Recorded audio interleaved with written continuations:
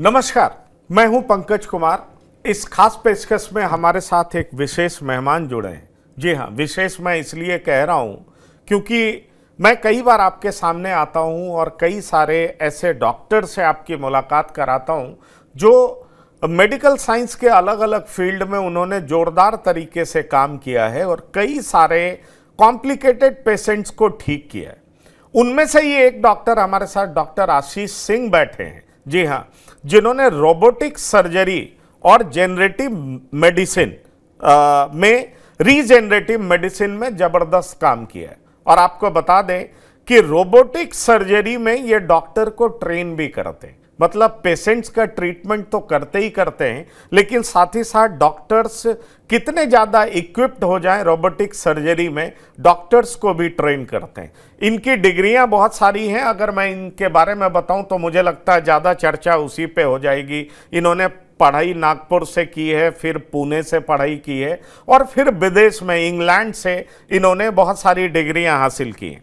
तो मैं बहुत सारी बातें इनके साथ करूंगा, पर एक बहुत महत्वपूर्ण बात आपको बताने जा रहा हूं कि जिस बिहार के बारे में ये कहा जाता है कि मेडिकल फैसिलिटीज़ में बिहार बहुत पिछड़ा हुआ है, मेडिकल इंफ्रास्ट्रक्चर में बिहार बहुत पिछड़ा हुआ है, पर डॉक्टर आशीष सिंह वो शख्सियत हैं कि इन्होंने जोड़ों का दर्द और ख़ास तौर पर उसका ट्रीटमेंट, अर्थराइटिस, उसका ट्रीटमेंट कैसे हो, लेटेस्ट तरीके से कैसे हो और साथ ही साथ उसमें रोबोटिक सर्जरी का इस्तेमाल कैसा हो, ये इन्होंने पटना में कर दिखाया है। और आप हैरान हो जाएंगे, मैं दूसरी बार इनके साथ इंटरव्यू कर रहा हूं। जब मैं इनके अस्पताल पे गया था तो मैं इसलिए गया था क्योंकि मुझे जब जानकारी मिली बाहर से कि लोग विदेश से आते हैं और इनके पास बहुत सस्ता इलाज करा करके चले जाते हैं, तो मैं हैरान था कि लोग विदेश से आते हैं, वो दिल्ली आते होंगे, वो हैदराबाद जाते होंगे, पटना कैसे आते हैं। मुझे यकीन नहीं हुआ, पर मैं इनके हॉस्पिटल्स में भी गया, सवेरा हॉस्पिटल, और वहाँ कई सारे ऐसे पेशेंट से मिला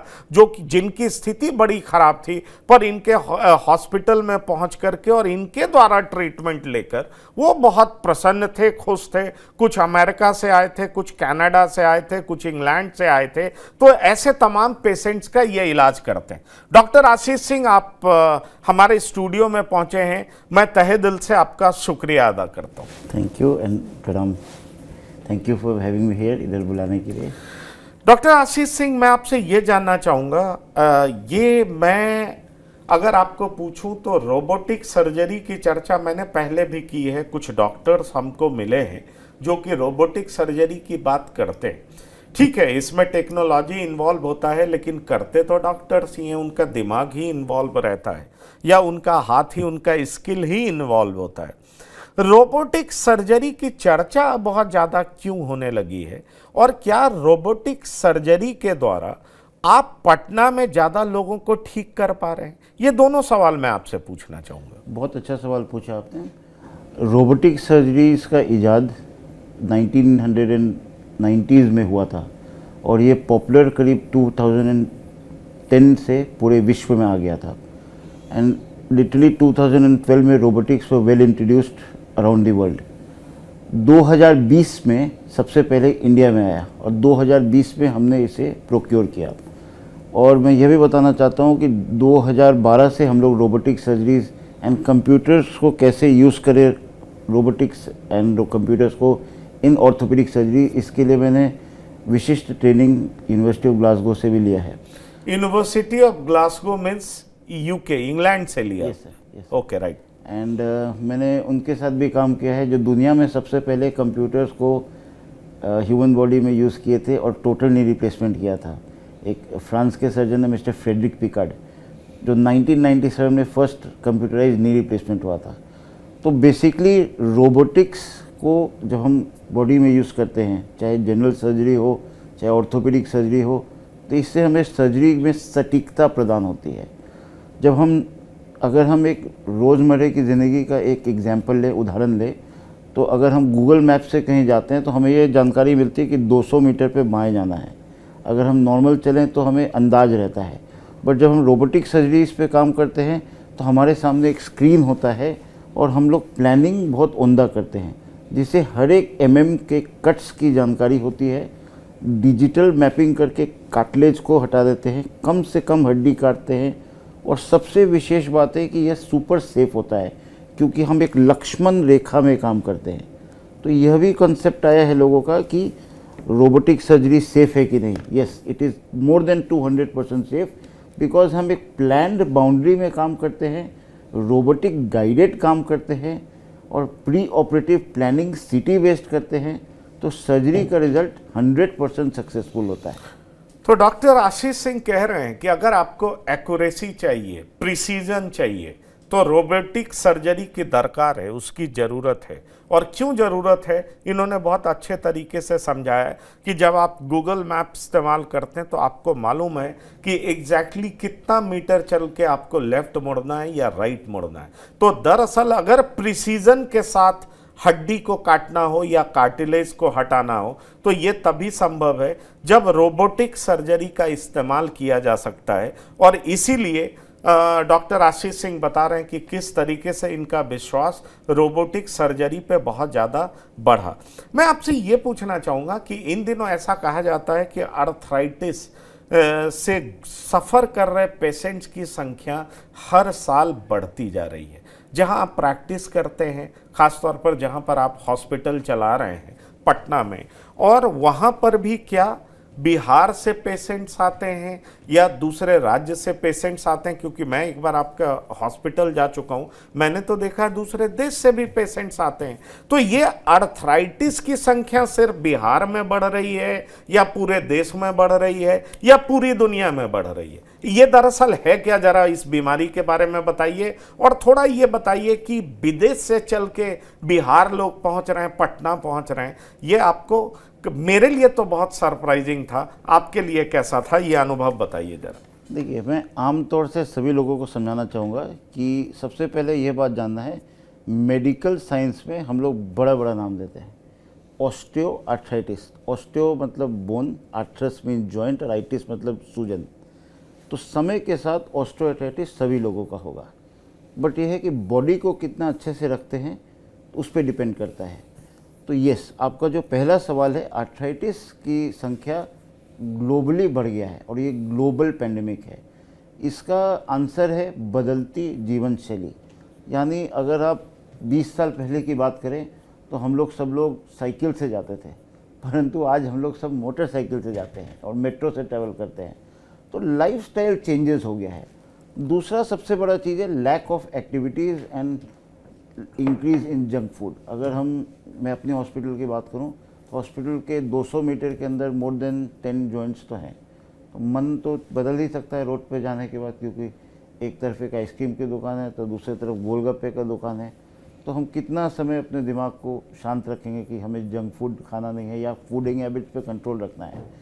तो मेरा एक सिंपल आंसर है कि हम लोग का लाइफस्टाइल चेंज हो गया है, लैक ऑफ एक्टिविटीज़ हो गया है, और हम लोग एक्सरसाइज पे फोकस नहीं करते हैं, और फूड हैबिट्स चेंज हो गया है। इन्हीं सब कारण के चक्कर में आज ग्लोबल पैंडेमिक ऑस्टियोआर्थराइटिस हो रहा है, और हमें इस पे विचार करना ज़रूरी है। क्या कर सकते हैं, इस पे सोच करना बहुत ही ज़रूरी हो गया आज की डेट में। ग्लोबल पैंडेमिक हो चुका है और ये बहुत ज़रूरी है सोचना कि आज के डेट में क्या करना चाहिए। अब जहाँ तक सवाल है कि जोड़ों का दर्द, आपने बताया कि जॉइंट में पेन होता है, तो ये पेन किस लिए होता है ये तो आपने बता दिया, लाइफस्टाइल वजह है, हर साल संख्या बढ़ती जा रही है, ये ग्लोबल पैंडेमिक है। लेकिन मैं अगर आपसे ये पूछूं कि कारण भी आपने बता दिया कि वो भी कारण है, तो क्या ये सफिशिएंट है कि अगर हम जंक फूड नहीं खाएं, थोड़ा अपना फिजिकल एक्टिविटीज़ बढ़ा दें तो हमें जोड़ों में दर्द नहीं होगा, आर्थराइटिस के चांस बहुत कम हो जाएंगे, ऑस्टियो आर्थराइटिस जिसको आप कहते हैं? देखिए, आर्थराइटिस एक्चुअली 2 प्रकार के होती है। एक पहला प्रकार होता है जिसमें हम लोग सिर्फ 1 या 2 जोड़ इन्वॉल्व होता है, बट अगर सिमेट्रिकल सारे जोड़ में दर्द हो, खास करके small joints of the hand में या फिर कमर में या फिर कोई भी जोड़ और एबनॉर्मल एज यानी यंग एज में, तो मेरा ये मैसेज रहेगा कि हमें अवश्य डॉक्टर, ऑर्थोपेडिक सर्जन से सलाह लेनी चाहिए, क्योंकि यह एक प्रकार का गठिया भी हो सकता है, और गठिया अपने आप में मोर देन 50 प्रकार के होते हैं। तो उसका हमें पहले डायग्नोसिस कंफर्मेशन ज़रूरी है और सेकेंड स्टेज में ये ज़रूरी है कि हम उसका इलाज कर सकें ताकि गठिया के चक्कर में हमें आर्थराइटिस नहीं हो, सेकेंडरी आर्थराइटिस। बिल्कुल। तो मैं आपसे ये भी पूछना चाहूँगा कि क्या सभी पेशेंट्स को रोबोटिक नी रिप्लेसमेंट ऑप्ट करना चाहिए?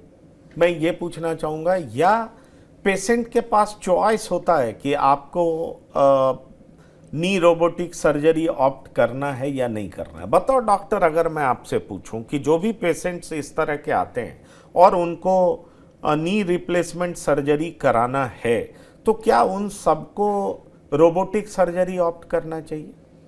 देखिए, सबसे पहले एक आउट ऑफ द वे में बोलना चाहूँगा कि हम लोग ने पढ़ाई किया है सर्जरी के लिए, बट हम लोग एज ए डॉक्टर नहीं चाहते हैं कि हम पेशेंट को ऑपरेट करें। तो पहला हमारा सजेशन होता है, पेशेंट को एजुकेट करते हैं कि किस किस तरीक़ों से जोड़ को बचाया जा सकता है। फिर हम लोग आज की दशक में, आज के दिन में हम लोग ऑर्थोबायोलॉजिक्स यानी रीजेनरेटिव मेडिसिन, जो कि एक बून है, उस पर भी फोकस कर रहे हैं। तो रीजेनरेटिव मेडिसिन में हम लोग पेशेंट का ही खून निकाल कर उसके प्लेटलेट और प्लाज्मा को अलग करके घुटना या जोड़ में देते हैं और जोड़ को बचाने की कोशिश करते हैं। और लास्ट इसके ऊपर हम लोग स्टेम सेल्स थेरेपीज भी देते हैं, जो कि पॉपुलर हो गया है। और एक और ट्रीटमेंट ऑप्शन होता है जिसमें आपके कार्टिलेज को निकाल कर रीग्रो करके फिर से री इम्प्लांट करते हैं। यानी एक पेशेंट के साथ हम लोग होलिस्टिक अप्रोच रखते हैं घुटना या जोड़ को बचाने के लिए। अगर नहीं बचा पाए तब प्रत्यारोपण यानी रिप्लेसमेंट की ज़रूरत पड़ती है, और उसके लिए मेरे ख्याल से ऐसा कोई सजेशन नहीं है कि नॉन रोबोटिक जाना चाहिए। Robotics is the way to go. पूरे विश्व भर में सारे हॉस्पिटल्स, बड़े बड़े अस्पतालों में रोबोटिक्स ही सारे ऑपरेशंस होते हैं, and that is the way to go for better outcome. तो ये आपने बिल्कुल ठीक कहा कि अगर सर्जरी की ज़रूरत है, जो कि आप तमाम तरीक़ों से देख लेते हैं कि सर्जरी की ज़रूरत है या नहीं है, लास्ट रिसॉर्ट सर्जरी है। अगर सर्जरी की ज़रूरत है तब आप सजेस्ट करते हैं कि निश्चित तौर पर रोबोटिक सर्जरी में पेशेंट को जाना चाहिए, क्योंकि ये एक्यूरेसी के साथ होगा, ये प्रिसीजन के साथ होगा। अब मैं आपसे अगला सवाल करूं कि ये पार्शियल नी रिप्लेसमेंट क्या होता है और पार्शियल नी रिप्लेसमेंट कराने के फ़ायदे क्या होते हैं, क्यों कराना चाहिए इसको? क्योंकि अगर आपसे हम ये कहें, अक्सर हमने सुना है कि पार्शियल नी रिप्लेसमेंट कराया है, और ये किस तरह के पेशेंट्स होते हैं जिनको पार्शियल नी रिप्लेसमेंट की ज़रूरत पड़ती है? देखिए, एक बात समझना होता है, कोई भी पेशेंट के साथ हम लोग होलिस्टिक अप्रोच रखते हैं और घुटना को या कोई भी जॉइंट को कम से कम छेड़ने की कोशिश करते हैं। पार्शियल नी रिप्लेसमेंट पे घुटने का जो सतह खराब हो जाता है, सिर्फ उसी की बदली की जाती है।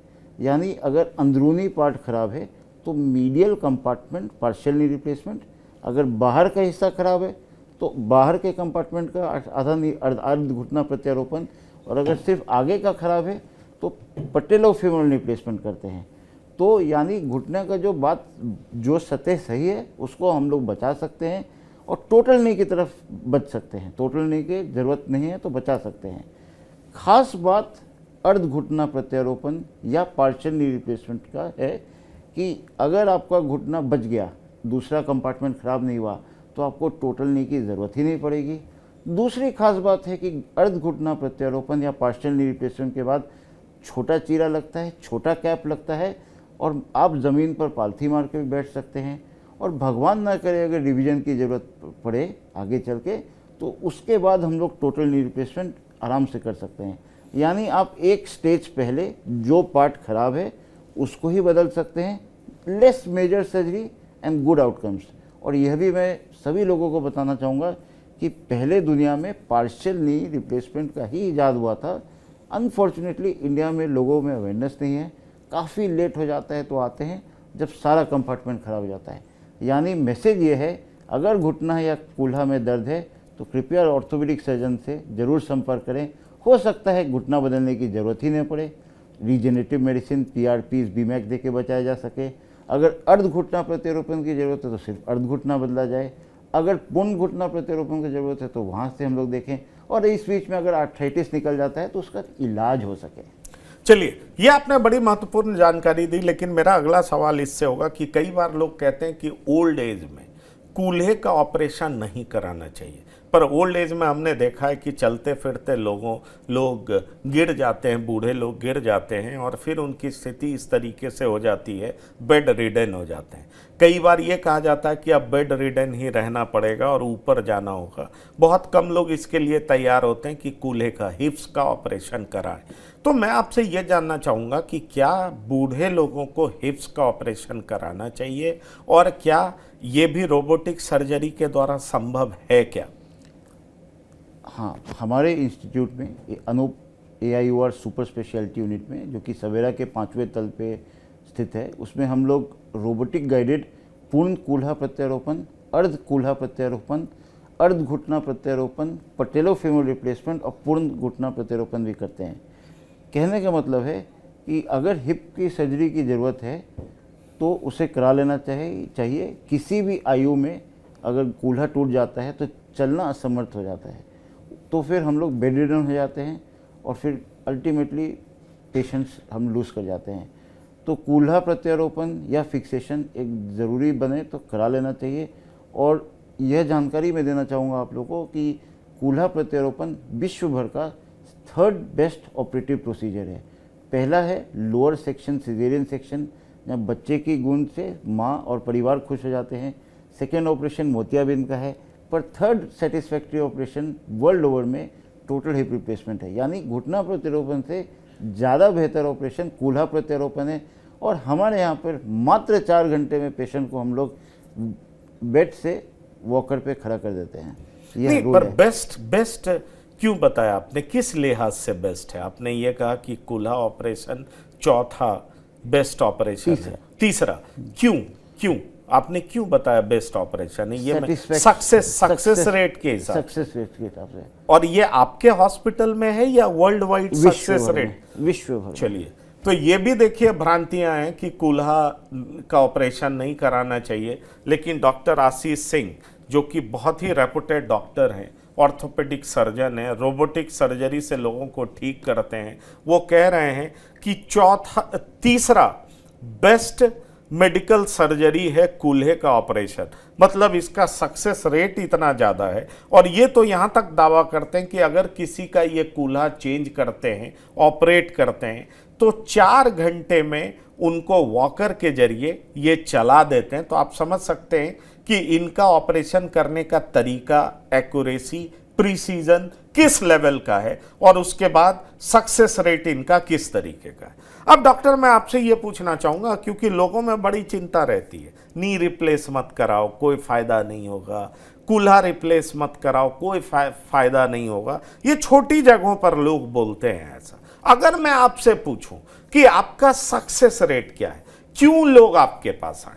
अगर मैं आपसे ये पूछूं कि लोग आपके पास या लोग नी रिप्लेसमेंट कराने जाएं तो सफलता के चांसेस क्या है? लोग अगर कूल्हे का रिप्लेसमेंट कराएं तो सफलता का चांसेस क्या है? जैसे अगर आपने सपोज 10 पेशेंट ट्रीट किया तो सक्सेस रेट क्या है? और मैं पूछना चाहूँगा कि आपने अभी तक कितने पेशेंट्स को ऑपरेट किया है, आपके अस्पताल में कितने पेशेंट्स का ऑपरेशन हुआ है, क्योंकि आपका अस्पताल बहुत वाइडली नोन है, लोग विदेश से भी आते हैं। तो आप ज़रा बता सकते हैं कि आपके हॉस्पिटल्स में कितने मरीजों का इलाज हुआ है, आपने कितनों का किया है, और सक्सेस रेट क्या है? मैं पर्सनल लेवल पे आफ्टर कमिंग टू इंडिया 2015 से हमको नहीं लगता मोर देन 10,000 के ऊपर जोड़ बदल चुका हूँ, ज़्यादा ही। सिर्फ रोबोटिक माध्यम से मोर देन 2000 जॉइंट्स कर चुका हूँ। और अब तो मैं ख़ास तौर से ट्रेनिंग के लिए भी जगह जगह पे जाता हूँ, देश ही नहीं विदेश में भी जाता हूँ। सबसे ख़ास बात यह है, जब आप सक्सेस की बात करते हैं तो कोई भी सर्जरी में असफलता का चांस 1 to 2% रहता है, परंतु रोबोटिक्स के आने के बाद से यह रेट कम हो गया है, यानी असफलता का रेट कम हो गया है। और मोर देन 99.5% सटीकता के कारण, ऑपरेशंस भी सटीक होने के कारण पेशेंट का आउटकम बेहतर हो रहा है। सेकेंड चीज़ क्या है, अगर कोई पेशेंट आता है तो उनको सारे जांच होती है, यानी हार्ट का जांच होता है, चेस्ट का जांच होता है, मल्टीपल डॉक्टर्स देखते हैं, and if the patient fit होते हैं तो ये टेबल पे आते हैं। तो सक्सेस रेट की बात करें तो मोर देन 99%, और लगभग मैं 20,000 के ऊपर सर्जरीज जोड़ प्रत्यारोपण तो आज के दिन में कर चुका हूँ। और रोबोटिक प्रत्यारोपण, कूल्हा प्रत्यारोपण इंडिया में सबसे ज़्यादा मेरा ही है, रोबोटिक गाइडेड। और मैं रोबोटिक्स के लिए इंडिया एंड इंटरनेशनल ट्रेनर भी हूँ, यानी प्रॉक्टर हूँ। And I work for various companies to train the doctors, यानी training of the experts and exporting the expertise. Great. तो आपने सुना ये एक्सपर्ट्स को भी ट्रेन करते हैं, तो किस तरह का इनका एक्सपर्टीज है डॉक्टर आशीष सिंह का, और इसीलिए ये रिकमेंड करते हैं कि क्यों एक आदमी को अगर सर्जरी की ज़रूरत है तो रोबोटिक सर्जरी कराना चाहिए, और वही बेस्ट मेथड है अपने आप को ठीक करने का। ये कहते हैं कि कूल्हे का ऑपरेशन क्यों कराना चाहिए किसी भी उम्र के व्यक्ति को, आप ध्यान रखिए, क्योंकि गांव में, छोटे शहरों में, कस्बों में लोग कहते हैं एक बार कूल्हा टूट गया अब आपका इलाज संभव नहीं है, लेकिन डॉक्टर आशीष सिंह कह रहे हैं बिल्कुल संभव है। 1 से 2% जो सर्जरी फेल हो सकता है, पर 98 to 99% सर्जरी सफल है। तो आप समझ लीजिए कि डॉक्टर आशीष सिंह जो कि वर्ल्ड वाइड नोन डॉक्टर हैं, ये विदेशों में भी लोगों को ट्रेन करते हैं। ये डॉक्टर तो ही, पर डॉक्टर्स को भी ट्रेन करते हैं कि कैसे रोबोटिक सर्जरी करना है, क्यों करना है, क्यों अब इसकी ज़रूरत आ पड़ी है, वो क्या कह रहे हैं इसको आप गंभीरता से सुनिए। पर इनकी एक और पहचान है, और मैं वो आपसे समझना चाहूँगा कि रीजेनरेटिव मेडिसिन क्या होता है, क्योंकि इस पर भी आप काम कर रहे हैं, इस पर भी आपका एक्सपर्टीज है, और ये जोड़ों की बीमारियों को कैसे ख़त्म करता है, उसको दूर करने में इसकी मदद आप कैसे लेते हैं, जरा ये हमारे दर्शकों को विस्तार से बताएं। देखिए, एक चीज़ समझना होता है, जब हमारा घुटना खराब हो जाता है तो पूरा सतह खराब हो जाता है, समय के साथ होता है। बट अनफॉर्चुनेटली कुछ पेशेंट्स हमारे पास आते हैं जिनका घुटना का या कूल्हा का या जोड़ का कोई थोड़ा सा सतह खराब होता है, पोस्ट ट्रॉमेटिक इंजरी, या फिर ऐसा होता है कि घुटना को बचाया जा सकता है। तब हम लोग ऑर्थोपीडिक रीजेनरेटिव मेडिसिन, और इसको अन्य भाषा में ऑर्थोबायोलॉजिक्स भी बोलते हैं, यानी घुटना को या जोड़ को बचाने की प्रक्रिया।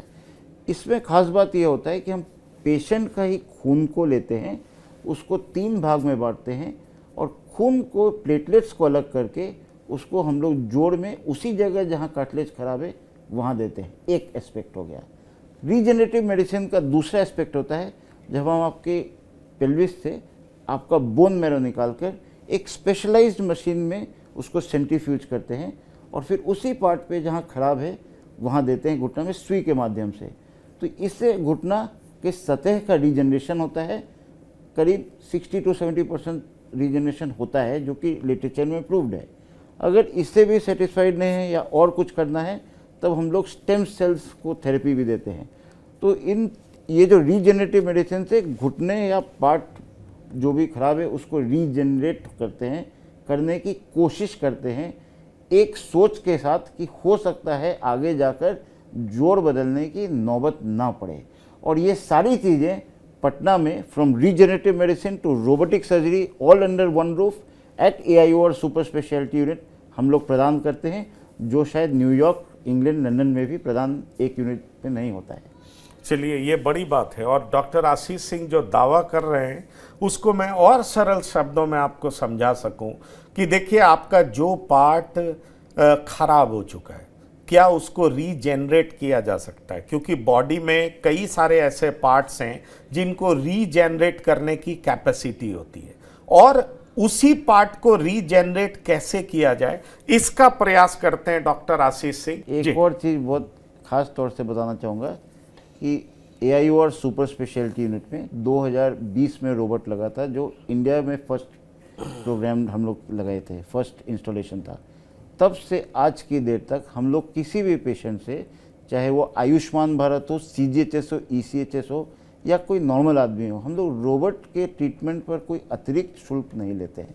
यानी robotic treatment is at no extra cost at AIOR super speciality unit, and इसमें आयुष्मान भारत, CGHS और ECHS के पेशेंट्स को भी महत्वपूर्ण लाभ है, क्योंकि ये जनरली और किसी जगह पॉसिबल नहीं है। चलिए, बड़ी बात कर रहे हैं आप। और अगर मैं अब 2 सवाल आपसे और पूछूंगा, वो सवाल ये है कि ये रीजेनरेशन, जो सेल्स का रीजेनरेशन होता होगा, डैमेज पार्ट जो सेल्स है वो रीजेनरेट करता है, और सेल्स की ये कैपेसिटी भी होती है, पर हर जगह का सेल तो रीजेनरेट करता नहीं है। पर आपने घुटनों के बारे में बताया कि रीजेनरेटिव मेडिसिन इसलिए वहां पर काम करता है क्योंकि वहां सेल्स रीजेनरेट कर सकता है। तो क्या ये हर उम्र के लोगों के लिए संभव है, या कुछ स्पेसिफिक एज के बाद ऐसा नहीं हो पाता है? देखिए, ये पहला सवाल जो है हर उम्र के लोगों के लिए संभव है।